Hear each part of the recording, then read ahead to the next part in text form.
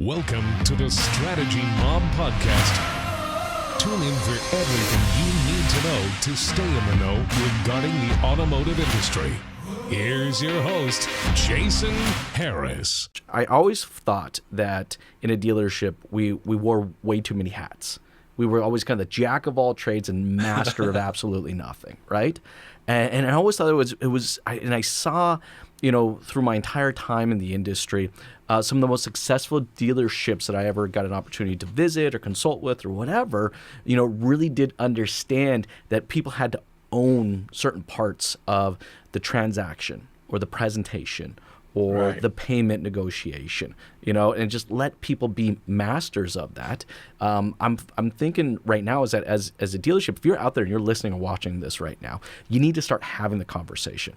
Do you need to go run out and jump out and buy this technology right now? You may or may not, all right? But you got to have that conversation around how this can actually impact your customers. And I think we're very open to having this conversation now because we've learned over the last 4 months that we can continue to do a lot with a little if we're way more efficient with our processes and our technologies.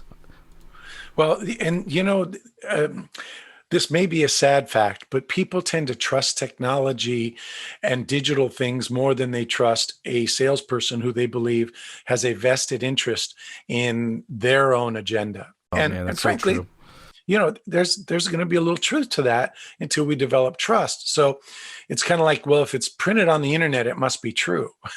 So I say printed, shows you how old I am. But the technology actually works well in the car business in this respect. I call it high tech and high touch. And the car business is a people business, but we have to break the trust barriers, or I should say the barriers to trust.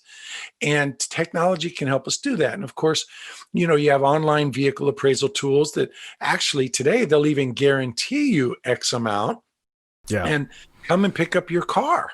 So that trust goes a long way into getting more people into the purchase funnel.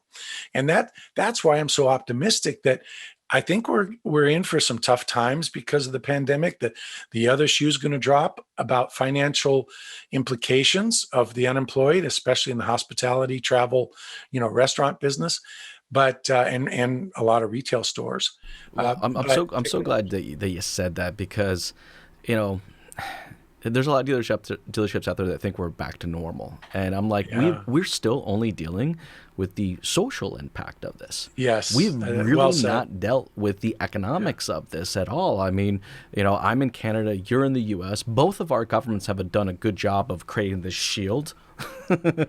We've insulated from the freezing temperatures outside. Exactly. We've kind of insulated ourselves, and we have not really felt the economics of it. Thanks for tuning in to the Strategy Mob Podcast with your host, Jason Harris.